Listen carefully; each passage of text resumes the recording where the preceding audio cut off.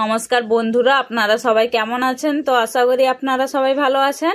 চলে এসেছি আজকে আবার একটা রেসিপি নিয়ে। তো আজকের রেসিপি হচ্ছে মাছের ঝাল। তো এটা হচ্ছে নোনা মাছ, নোনা হচ্ছে এটাকে বাউল মাছ বলে আমাদের এখানে। তো এটা বাজার থেকে এসছিল, অনেক বড় একটা মাছ ছিল। তো এটারই আজকে ঝাল দেওয়া করব। তো আমার সাথে দেখতে থাকুন পুরো রান্নার রেসিপিটা।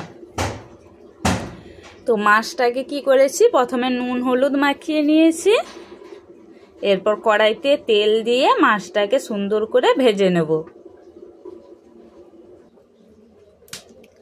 তো কড়াইতে দিয়ে দিচ্ছি সরষের তেল পরিমাণ মতন,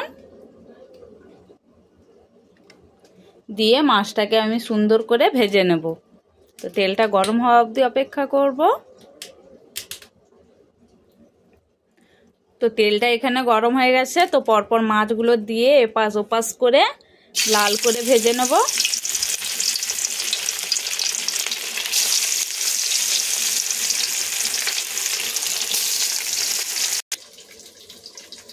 তো কড়াইতে মাছ ভাজা হচ্ছে, এদিকে আমি কেটে নেব দুটো টমেটো। তো এখানে আমি দুটো বড় বড় সাইজের টমেটো নিয়ে নিয়েছি। টমেটোগুলোকে ভালো করে ধুয়ে নিয়েছি। এরপর টমেটোগুলোকে আমি ছোট ছোট টুকরো করে কেটে নেব। তো মাছগুলোকে সুন্দর করে এপাশ ওপাশ লাল করে ভেজে নিয়েছি। এবার মাছগুলোকে আমি তুলে নেব এখান থেকে।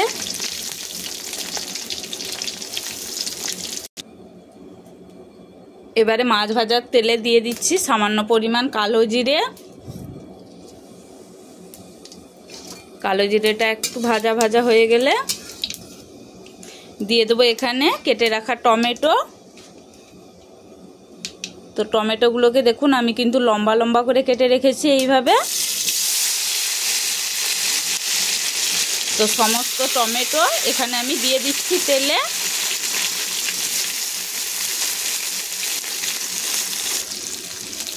এবার টমেটোতে দিয়ে দেবো পরিমাণ মতন হলুদের গুঁড়ো এবং পরিমাণ মতন লবণ।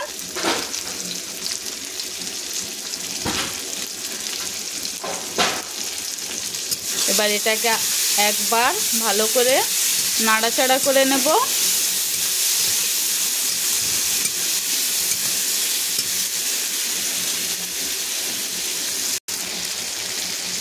তো টমেটোটাকে ভালো করে নাড়াচাড়া করে নিয়েছি। এরপর এখানে দিয়ে দিচ্ছি আমি পরিমাণ মতন সর্ষে বাটা। তো এখানে আমি 2 চামচ সর্ষে বাটা ইউজ করছি।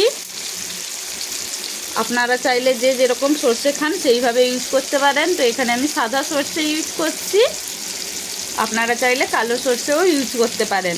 তারপর এখানে দিয়ে দেব পরিমাণ মতন জল।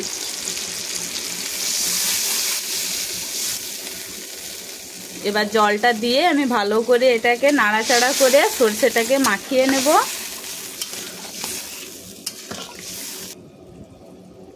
তো এখানে দিয়ে দিয়েছি পরিমাণ মতন জল। তারপর তরকারিটাকে ভালো করে ফুটিয়ে নেব। তো তরকারিটা সুন্দর করে ফুটে গেছে। তো এরপর দিয়ে দিচ্ছি মাছগুলো। তো আজকের তরকারিটা আমি হোটেলের স্টাইলে বানালাম।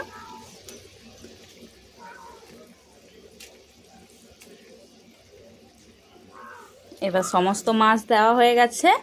এরপর এখানে দিয়ে দেবো কয়েকটা গোটা লঙ্কা। তো গোটা লঙ্কাগুলোকে আমি কি করেছি, কাঁচা লঙ্কাগুলোকে কি করেছি হাফ করে চিড়ে নিয়েছি। তো এখানে আমি 5-6টা লঙ্কা ইউজ করছি। তো আপনারা যে যেরকম ঝাল খান সেই পরিমাপে লঙ্কা ইউজ করতে পারেন। তরকারিটাকে আর একবার ফুটিয়ে নিয়ে নামিয়ে নেব।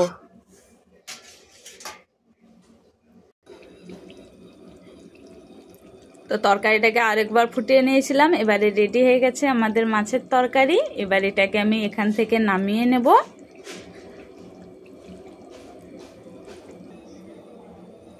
তো আজকের রেসিপি ছিল এইটুকুই, হোটেলের স্টাইলের মাছ তরকারি রান্না। তো আপনাদের ভিডিওটা কেমন লাগলো অবশ্যই আমাকে কমেন্ট করে সবাই জানান। এবং আমার ভিডিওটা সবাইকে দেখার জন্য সবাইকে অনেক অনেক অনেক অনেক অনেক ধন্যবাদ। সবাইকে টাটা।